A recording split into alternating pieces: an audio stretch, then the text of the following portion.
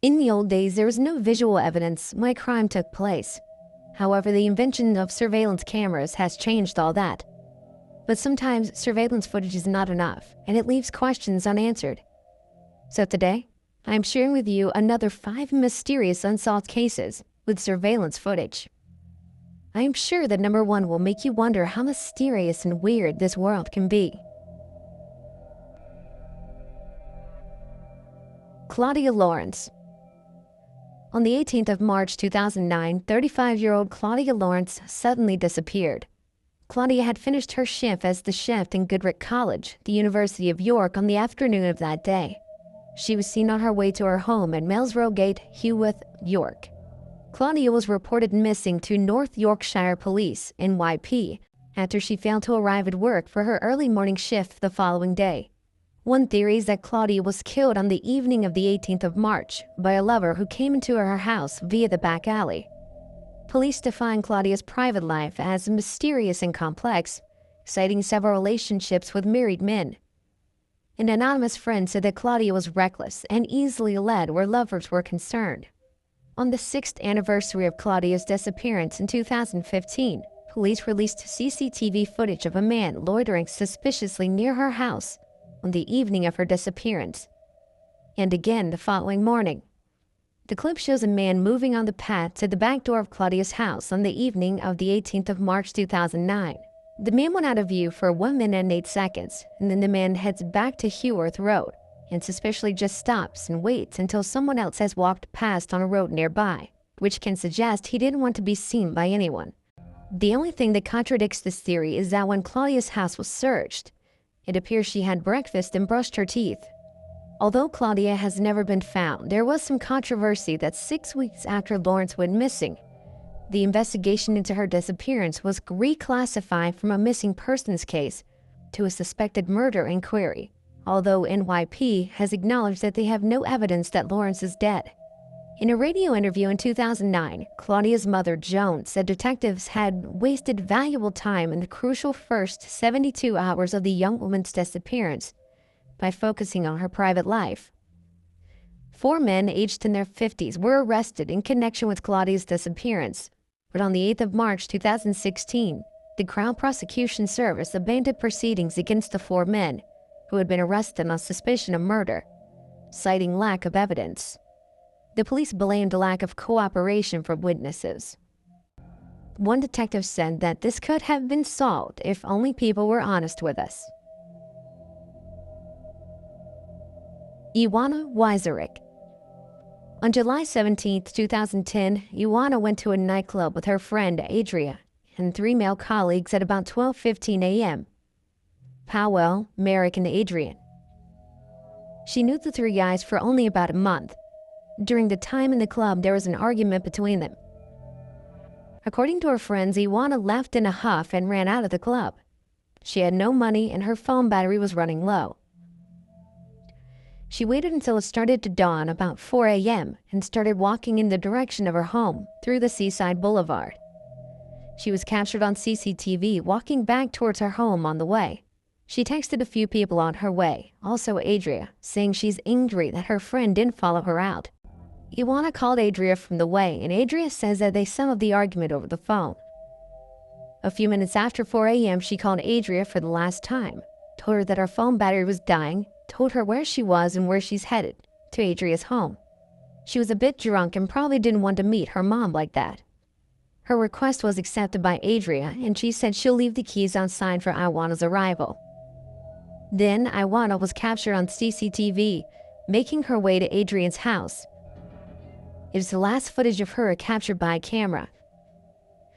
It is clear to see that the surveillance video shows a man in a plaid shirt close to Ioana during her last known few hours. The man is still unidentified, but the police believe he has nothing to do with the disappearance. The police believe that Ioana was likely to have passed through the park safely, but Ioana never arrived home. Theories range from Adria and her 3 male friends being involved or knowing more about Ioana's kidnapping, to she being used within a sex trafficking ring. 6 years later, and this case is still unsolved, and Ioana is still missing. Matt Flores. Matt Flores was a successful military officer starting a job in the Silicon Valley with his wife, Denise, and newborn daughter, Danielle. At 8:14 a.m. on March 24, 1994, a young engineer at Applied Materials, Matthew Flores, pulled into a parking lot and was shot once in the head as he got out of the car. Despite a total of 20 people being in the parking lot at the time, not one person saw Matt's killer, but many of them heard the gunshot. Authorities found that Matt had no known enemies and no reason to have been killed. His murder resembled a professional hit, but why was he targeted? Flores was driving a rented Chevrolet Corsica, which he pulled into an unassigned parking spot in the Applied lot at the company's Building 12 at 3225 Oakmead Village Drive. The killing took place just outside the range of Applied surveillance cameras. The cameras did catch an image of two door-light colored 91 and 94 Ford Explorer driving through the parking lot. It had black trim on its lower panels. CCTV camera captures an unidentified two-door Ford Explorer entering the parking lot 20 minutes before the shooting. A few seconds later, a two-door Ford Probe, similar to Matt's, was followed by the Ford Explorer. A few minutes later, the Explorer exited the parking lot. Then, 4 minutes before the shooting, the Explorer re-entered the parking lot and went in the direction of where the shooting occurred. At 8:12 a.m., Matt and the female eyewitness entered the parking lot. Just after the shooting, the Ford Explorer left the parking lot, never to be seen again. It seems likely that the driver of the Explorer was the killer, and it's been theorized that Matt might have been an unfortunate victim of mistaken identity. No one knows the full truth behind Matt Flores' murder. Kendrick Johnson. In January 2013 in Valdosta, Georgia, Kendrick Johnson was found dead in his high school's gymnasium. The 17-year-old boy's death was declared an accident. It appeared he fell headfirst into a rolled-up gym mat and suffocated. An autopsy was carried out on Johnson's body to find the cause of death, which was concluded to be accidental, with investigators saying that he had got stuck in the mat trying to receive a shoe and suffocated. There is no evidence of bruises or foul play, but the bizarre circumstances of the boy's death raised suspicion with the family. Johnson's family had a private pathologist conduct a second autopsy. This time the autopsy report was different and was concluded that John had died from blunt force trauma. The autopsy also reported that the brain, heart, lungs, liver, and every other vital organ were missing. They had been replaced with crumpled newspaper. The owner of the funeral home claimed that organs were more likely destroyed through the natural process due to the position of Kendrick's body when he died. In November 2013, 290 hours of CCTV footage from inside the school was released to CNN following a court request, which shows Johnson entering the gym moments before he died. However, over 3 hours of footage was missing. Johnson's family strongly believes that he was murdered and that there was a cover-up by the local police department. But investigation pointed out that there was no evidence of any foul play. There were strong arguments on both sides whether Kendrick's death was accident or murder. Tell me what you think about the case. The Jamison family. On October 8, 2009, the Jamison family, which consisted of Bobby, his wife Sherilyn, and their 6-year-old daughter Madison, mysteriously went missing. That day, the family traveled 30 miles from their home near Eufaula to a rural area in Oklahoma, where they were looking to buy a 40-acre plot of land. They drove their white pickup truck up to the isolated Sam Boys Mountains, but never returned. 8 days after they went missing, their truck was found abandoned on the side of the road by a Latimer County sheriff. Inside their locked pickup truck was their cell phones, car keys, GPS system, and $3,200 in cash. They even left behind Madison's beloved dog Maisie, who was on the edge of starvation. Police quickly launched a huge search operation but found nothing. On the day before the disappearance, security cameras from their home caught them loading up their truck. Investigators saying that Bobby and Sherilyn looked like they were in a trance-like state, where they kept repeatedly going back to their house and back to their truck over 20 times, without even speaking to each other. On November 16, 2013, hunters found human remains in a wooded area nearly 3 miles away from where the Jamisons' pickup truck had been abandoned. The remains appeared to belong to 2 adults and a child.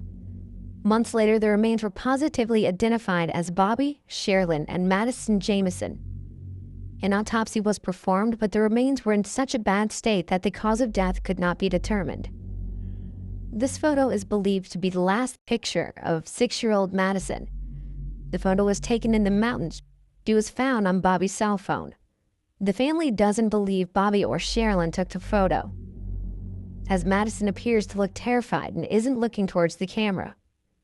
Bobby and Sherilyn had been displaying bizarre behavior prior to their disappearance, and there are rumors that the family was involved in drug dealing. However, police found no drugs in the home. Months prior to the disappearance, the Jamisons had become very paranoid and told some of their friends and family that their house was haunted, and explained that they had seen spirits. Their pastor sent this in his statement, saying that the family was at a spiritual war, and they had seen spirits inside their home. Bobby allegedly asked the pastor if there were any special bullets that his family could buy so he could kill those spirits.